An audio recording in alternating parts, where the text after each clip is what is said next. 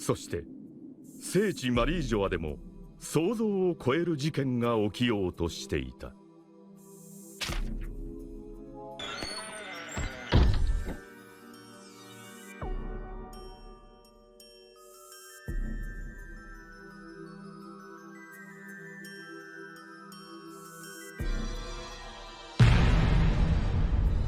ある海賊について話が。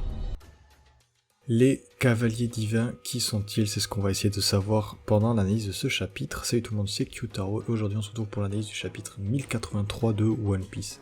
Alors, étonnamment, moi je pensais qu'on allait revenir sur Luffy et son équipage, mais ce chapitre nous fait la suite du chapitre précédent et Sabo nous parle donc de la rêverie. On retrouve Sabo, Ivankov et Dragon qui parlent de ce qui s'est passé justement à la rêverie et Sabo nous dit que leurs trois objectifs principaux ont été accomplis. Détruire le symbole des dragons célestes, et donc déclarer la guerre officiellement à eux, quoi. Sauver Kuma et libérer un maximum d'esclaves. C'était apparemment leurs trois objectifs principaux qui ont été accomplis avec succès. Et ensuite, on nous parle des dommages qui ont été faits sur la rêverie pour réduire leurs ressources alimentaires. Et pendant ce temps, Dragon dit qu'ils ont aidé à 12 pays à se soulever, 8 d'entre eux ont réussi, mais un a disparu, Lulusia, comme on avait vu, Im-sama avait détruit ce pays. Donc voilà, est-ce qu'on peut s'attendre au fait que Im-sama détruise les 7 pays qui ont réussi à se soulever contre les dragons célestes? Je ne sais pas. Mais apparemment, les journaux auraient censuré le fait que les 7 pays restants n'ont plus l'intention de dépendre des ressources des dragons célestes. Donc apparemment, leur révolte qui a réussi a été censurée par les journaux. Mais Dragon vient nous donner une information très intéressante. Il souligne la crainte des cavaliers divins. C'est la deuxième fois qu'on en parle. La première fois, c'était au chapitre 1054, où Akainu, en constatant ce qui s'était passé, disait qu'il allait envoyer les cavaliers divins, mais qu'ils étaient occupés et qu'il fallait les laisser faire. Donc on ne sait toujours pas qui sont ces cavaliers divins, mais ce qui est très intéressant, c'est que cette fois on a des silhouettes, et l'une de ces silhouettes est très mise en avant et ressemble énormément, vraiment beaucoup à la silhouette de Shanks. On revoit la même cape et la même arme.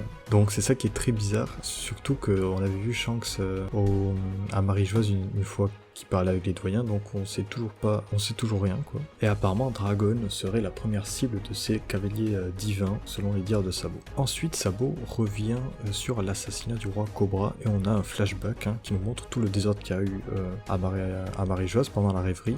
On voit les révolutionnaires qui se battent contre les amiraux, qui apparemment ne peuvent pas donner leur maximum parce que les dragons célestes ont peur, et en plus de ça, ils veulent pas endommager l'environnement. Du coup, ils sont nerfés, on va dire. Et du coup, on retrouve Karasu et son Susunomi, je pense que...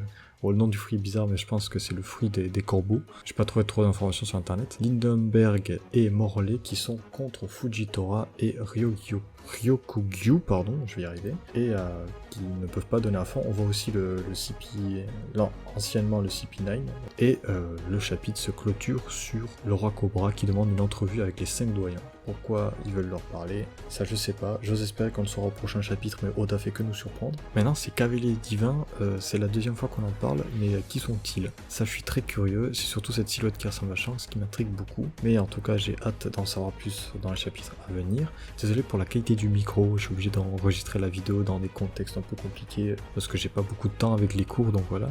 J'espère quand même que la vidéo va vous plaire. Si c'est le cas, n'hésitez pas à vous abonner, lâcher le like et passer sur Twitch pour en parler si vous voulez. Sur ce, je vous dis à la semaine prochaine pour la prochaine vidéo. Ciao tout le monde.